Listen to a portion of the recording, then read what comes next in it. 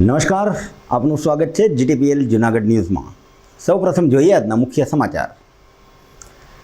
વિશ્વભરમાં નાતાલ પર્વની શાનદાર ઉજવણી। જૂનાગઢમાં પણ ચર્ચને રોશનીથી શણગારવામાં આવ્યા। ખ્રિસ્તી સમુદાયે કરી પ્રાર્થના। જૂનાગઢ બાર એસોસિએશનનું પરિણામ જાહેર। સતત બીજી વખત જયદેવ જોશી પ્રમુખ તરીકે ચૂંટાયા। રાત્રે 1 વાગે સમર્થકોએ ફટાકડા ફોડી મનાવ્યો વિજય ઉત્સવ। કોરોના કાળ દરમિયાન વડાપ્રધાન નરેન્દ્ર મોદીએ શરૂ કરેલી પીએમ યોજના આજે દેશભરમાં ગરીબ અને મધ્યમ વર્ગના લોકો માટે આશીર્વાદરૂપ છે। ટાઉન હોલ ખાતે કૃષિમંત્રી રાઘવજીભાઈ પટેલનું નિવેદન। રામ મંદિર નિર્માણમાં અમને આમંત્રણ નથી, પરંતુ બેહદ ખુશી છે।